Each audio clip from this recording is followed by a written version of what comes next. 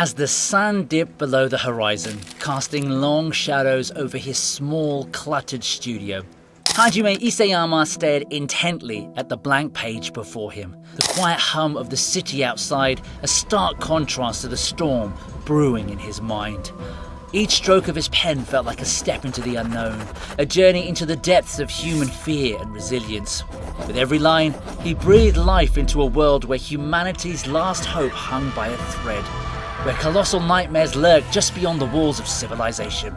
In this moment of stillness, at that very moment, Isayama knew that the story he was about to unfold would grip the hearts of millions, plunging them into a suspenseful odyssey of survival and despair. Being the hand behind the creation of this recent epic, you may have an idea that his journey of creating this manga wouldn't have been easy. You'd be writing thinking that too, since this humble man has done what many kids in Japan dream about, becoming a mangaka. But he went beyond that. He became one of the best mangakas in recent history. But still, with a mysterious past and allegations about various ideologies on the internet, who exactly is Hajime Isayama as a person? In this video, we're going to uncover the untold side of Hajime Isayama, one of the greatest mangakas ever.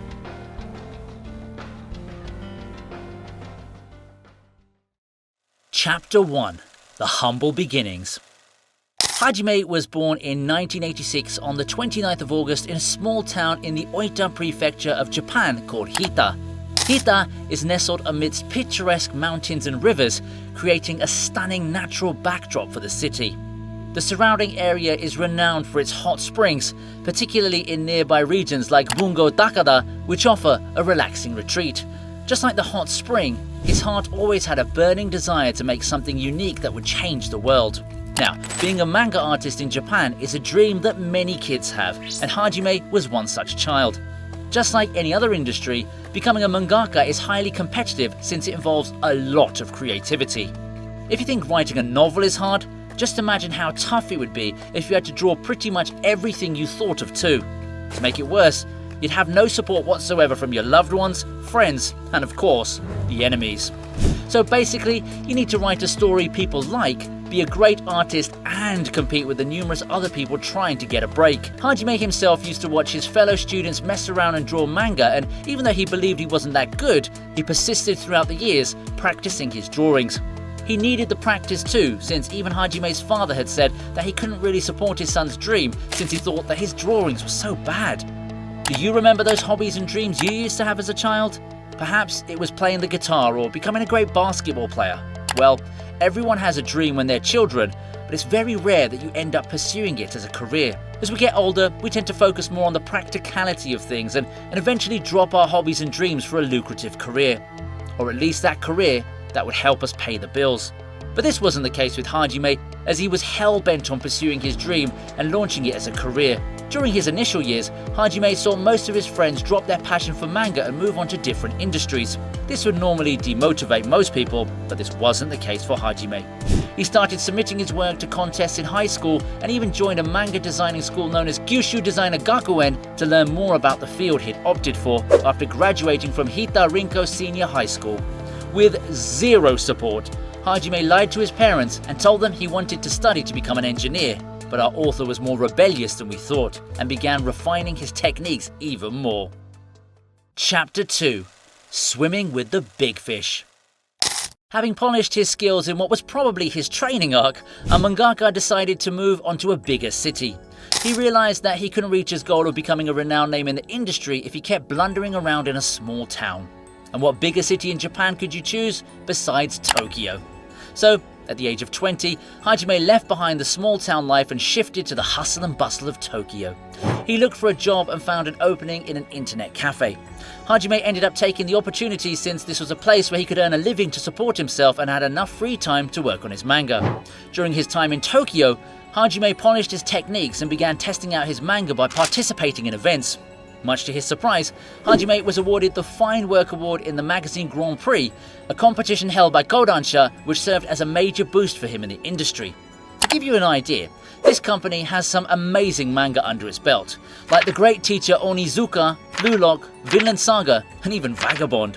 So a reward from the billion-dollar company is no small feat. The chief editor of Kodansha even praised Hajime, saying that even though his drawings weren't extraordinary, he could still feel Hajime pouring his heart and soul into his work. Hajime moved on to creating Hearts Break 1 and Oars, which gave him another boost. His works were well received and granted Hajime the honorary title of promising talent in the industry. Hajime had taken his first small steps into the industry, but it wouldn't just be smooth sailing from there.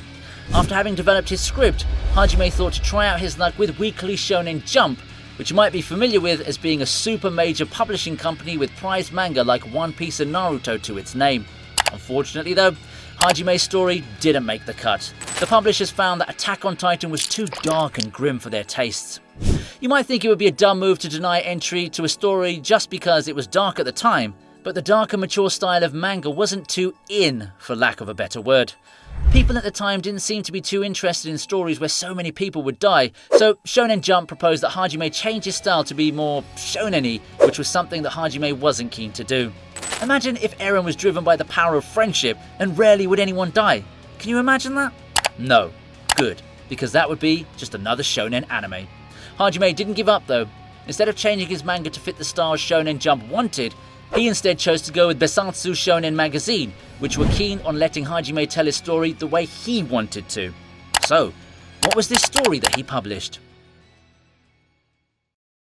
Chapter 3: The Titanic Revolution of the Manga.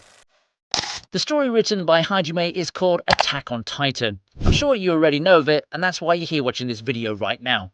But just in case you're unaware and have been living under a rock, here's the gist. It tells a story of humans surrounded by thick walls that protect them from the outside world. At the start of the series, all we know is that these people are the only ones left alive in the entire world, and the walls surrounding their community protect them from titanic monsters. These monsters look like humans, but they can be multiple stories high, and they have a sweet tooth for humans.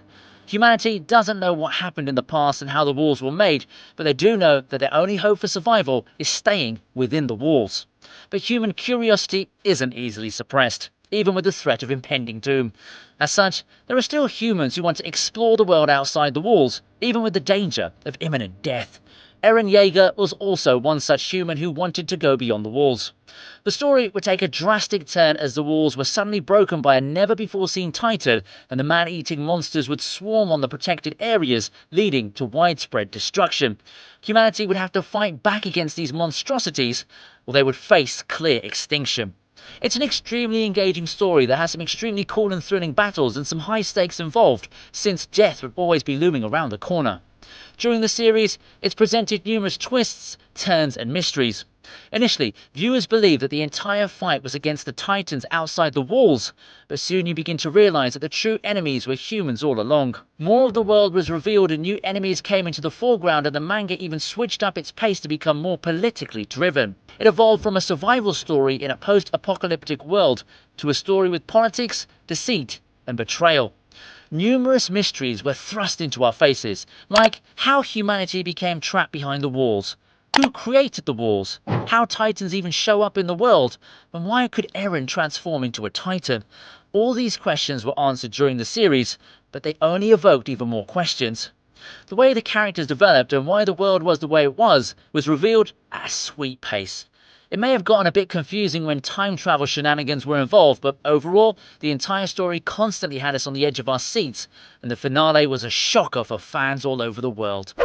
The manga became such a massive hit that at this moment in time, it's garnered praise from all over the world, especially after the manga was turned into an anime and became available to a worldwide audience. I doubt you could be in a room full of people without at least a few people knowing what Attack on Titan is. That's how widespread the popularity is. Chapter 4: Inspirations behind Attack on Titan.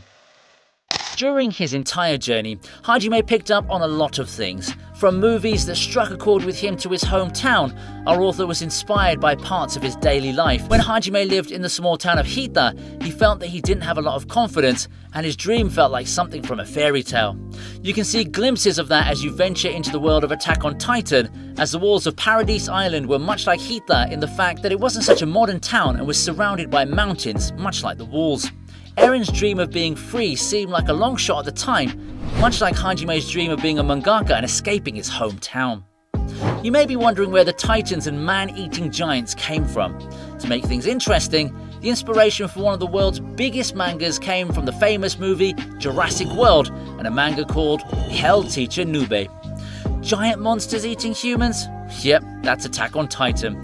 Attack on Titan probably gets its supernatural elements from Hell Teacher Nube, which is basically a story about a teacher with supernatural powers who uses the power of the demon's hand to deal with whatever man-eating entity is threatening him or his students. Hajime also studied a lot about martial arts so he could incorporate it into the story. From the techniques to the hand-to-hand combat, it's clear that Hajime studied a lot, which is the reason why the Attack on Titan fights seem so realistic, despite many of them being between titans. The manga was also inspired by creatures from ancient Japanese mythology known as kaiju. These are gigantic monsters that pose a significant threat due to their sheer power and size.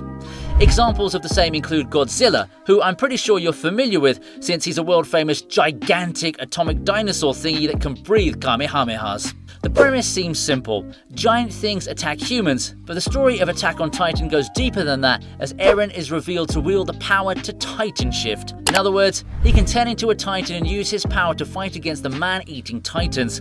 Hajime has also credited the game Muv-Luv Alternative as an inspiration for the post-apocalyptic themes of the manga and the time-traveling-like mechanics that present themselves in the series. Not to mention the despair. There's a lot of despair, and you're always on the edge of your seat as aliens have almost wiped out mankind. Does it ring a bell? Chapter 5. Hajime Isayama's Controversies. While Hajime created one of the biggest mangas in the world, his personal life was something you'd never expect. The great mangaka has been home to controversies. If you're familiar with the Attack on Titan manga, there's an important character called General Pixis who paved the way for many characters. However, Isayama openly acknowledged that General Pixis was inspired by Akiyama Yoshifuru. To make things worse, Akiyama was a Japanese military officer who played a very important role in the Russo-Japanese War. In this war, Japan forced Russia to abandon its expansionist policy in East Asia, and this was a ploy against the Europeans to gain control of the world. But that's where it gets darker. Back in the Russo-Japanese War was the darkest time for Koreans, as the war represented Japanese imperialism and occupation. During this era, the Japanese also forced South Korea to obey itself and even kidnapped the girls from the country for pleasure purposes. While General Pixis is shown to be one of the most valuable characters in the series, the inspiration was offensive to many Korean fans. Even aside from the manga series, fans started worrying about his viewpoint on the whole war. Just imagine that you're modelling one of the anime's main characters on an army general who's responsible for Port Arthur and took the lives of thousands of Chinese servicemen. To make things worse, the name Mikasa is possibly also derived from the famous Japanese warship or an imperial prince. But there are many other controversies the author has been in throughout his career, like the ending of Attack on Titan, or one time where he supported another Attack on Titan character, Armin, supporting the main character Eren to become a mass murderer and kill 80% of the world's population. In his response, he's apologised for how the series went and even made some changes throughout, but for the imperialism and fascist claims, we haven't really heard anything from him. But aside from this claim, he's been an excellent author.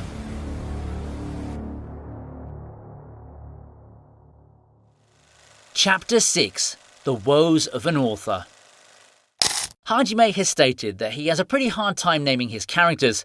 This may not come as a surprise since those of you who play RPGs must have spent hours deciding on a name for your character. Hajime has also mentioned that the characters he finds himself most like is Daz. If you can't recall him, and I'm sure you probably can't, Daz was the dude who was constantly terrified and repeatedly attempted to desert his post rather than fight the Titans. The constant anxiety is real. He's also a huge fan of the Japanese idol group called Momoiro Clover Z. Although the idols sing cheerful songs, Hajime tended to listen to them while creating his despair-filled manga. Oh, he was also pretty upset about the Game of Thrones series finale, so fans of that series can relate since quite a bunch of them felt disappointed at the ending. Considering what we know about the author, it isn't surprising that Hajime couldn't believe his creation was a global hit read by millions of people all over the world. He believed it was due to the originality of his plot, but he still felt insecure, thinking that his manga would get cancelled or that his readers wouldn't like the plot developments. There were even times when our author thought he'd just got lucky and didn't truly deserve the sales and praise. Imagine someone with such a mind-blowing creation feeling that. I bet that sheds a different perspective on what you probably thought the author was like. Unfortunately though, our author encountered the biggest obstacle yet in his entire career. Internet trolls. Ever been bummed out by a comment some random dude on the internet posted? Well, imagine it again with thousands of people posting negative comments about you. It would be enough to break anyone's self-esteem, and that was the case with Hajime. The comments were enough to paralyze his creativity, and he was unsure about the ending he had in mind from the beginning of the series. Even though his series by the time had already gained a massive fan following, Hajime's past traumas in childhood would continue to make him feel insecure and unworthy of the praise. For someone like that to hear negative things about his story, it's not surprising that Hajime may have chosen to go a different route.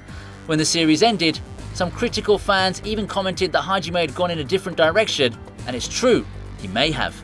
But even though fans are divided on the ending he chose, it's an unquestionable fact that Hajime wrote an absolute masterpiece, so it's fine if he can't please every one of his fans. Chapter 7. From the past to the present. Right now, Isayama Hajime is 38 years old with an annual income that's probably more than $15 million. He's an award-winning and best-selling author, with his manga having sold more than 140 million copies to date. He got married back in 2018, but no one knows who his wife is, so you'll have to stay curious about that one. His favourite manga is JoJo's Bizarre Adventure, and his hobby is gaming. He's even been named as the tourist ambassador of Hita by the city's mayor. You may have thought that after becoming such a famous mangaka, Hajime would have developed a conceited, narcissistic personality, but you'd be far, far from the truth. Even after the long journey to superstardom, Hajime kept his humble side and continued to be an overall kind and great person. For example, he's often promoted local businesses and drawn things for people on their walls. He even holds an autograph signing in his hometown to promote it, despite his reservations about the place during his teenage years. It's something that you wouldn't really expect from an author of his caliber and renown, but it just goes to show you how modest Hajime truly is. Hajime Isayama had big dreams even when he was a child. Despite his fear, anxiety, and lack of self-confidence, he chose to pursue his dream. Despite the numerous hurdles that came his way, he persisted in going towards his dream even when his own family didn't stand by him. It's easy to follow your dreams when you've got someone supporting you from the back lines, but the pinnacle of it is when you persist even when there's no one behind you. After Attack on Titan, he's collaborating on a new manga starring a character called Soyogi. Along with the Gaji team, he's working on the Soyogi Fractal project that will be quite different from everything he does. It's good to see that despite all the hardships he's gone through, the author just doesn't want to stop. Hajime Isayama's journey from a small-town dreamer to a global manga sensation is a testament to his unwavering dedication, creativity, and resilience. His groundbreaking work on Attack on Titan not only captivated millions with its gripping narrative and intricate world building, but also redefined the manga landscape. Isayama's ability to weave personal experiences and universal themes into his storytelling has left an indelible mark on fans and the industry alike.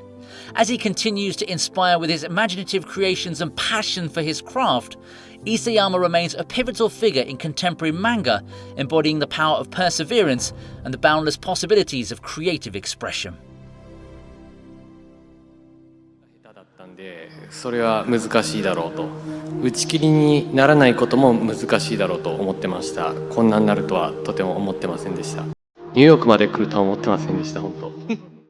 If you like this video, please do give it a like and subscribe to ViniiTube Kai for more such content. Been trying out something new, so let me know in the comments if you're enjoying it. Feel free to drop in any other suggestions you'd have and like me to cover in future videos. That's all for today. Thank you for joining me, and see you soon.